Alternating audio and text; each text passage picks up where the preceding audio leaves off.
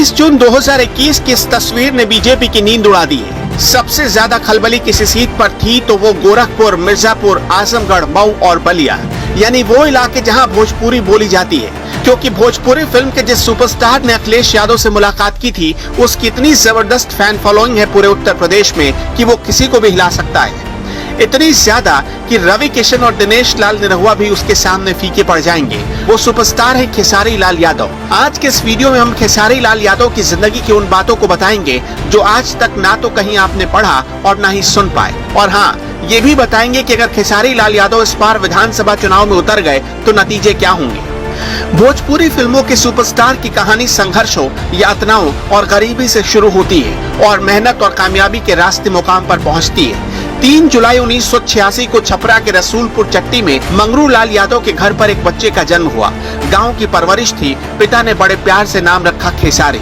बिहार और उत्तर प्रदेश के गांव में खेसारी के दाल की खेती होती है जो मीठी, कड़वी और ठंडी तासीर वाली होती है। ये कफ पित्त को कम करने वाली, शक्ति बढ़ाने वाली और हड्डियों को मजबूत करने वाली मानी जाती है। कुछ लोग दावा करते हैं कि उस वक्त खेसारी के पिता इसी की खेती किया करते थे, इसलिए उन्होंने बड़े प्यार से अपने बच्चे का नाम खेसारी लाल रख दिया।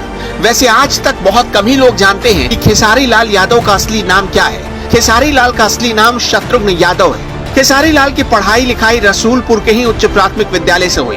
गरीबी में पलने के कारण स्कूल से निकलते ही काम करने के लिए दिल्ली आना पड़ा।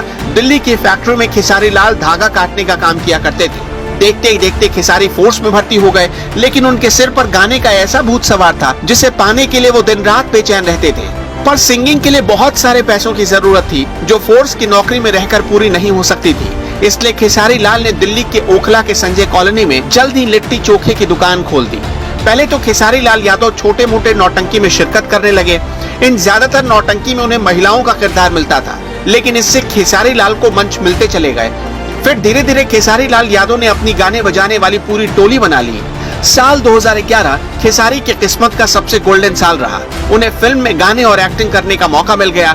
नीलेश राजा की फिल्म आई साजन चले ससुराल, जिसने खेसारी लाल को वो दिलवाया जिसके वो हकदार थे। साजन चले ससुराल में खेसारी लाल ने पहली बार एक्टिंग की तो इसी साल 2011 में उनका पहला एल्बम माल भेटाई मेला में रिलीज हुआ। आज करीब 100 से ज्यादा भोजपुरी फिल्मों में खेसारी लाल एक्टिंग कर चुके हैं। उनके गाए सैकड़ों गाने बिहार, झारखंड, उत्तर प्रदेश के लोगों की जुबान पर है। हालांकि कई बार अपने गानों की वजह से वो विवादों में भी रहे। सानिया मिर्जा की 15 सितंबर 2014 को सगाई हुई। 18 सितंबर 2014 को खेसारी लाल का एक गाना रिलीज हुआ जिसका टाइटल था टेनिस वाली सानिया दुल्हा खुजली पाकिस्तानी। सानिया मिर्जा ने खेसारी लाल यादव पर केस ठोक दिया। 21 सितंबर 2014 को खेसारी लाल यादव को जेल हो गई, लेकिन इस प्रकरण ने उन्हें और पॉपुलर बना दिया। खेसारी लाल यादव अखिलेश यादव के साथ 2019 के आसपास से ही जुड़ गए। कई बार कई मंच से वो अखिलेश यादव की तारीफ कर चुके हैं। अखिलेश यादव ने मुख्यमंत्री रहते हुए खेसारी लाल और उन जैसे कई कलाकारों को सम्मान भी दिया। खेसारी लाल के सपा में आने का मतलब है पूर्वांचल में बीजेपी का स्टार वॉर में पिछड़ना।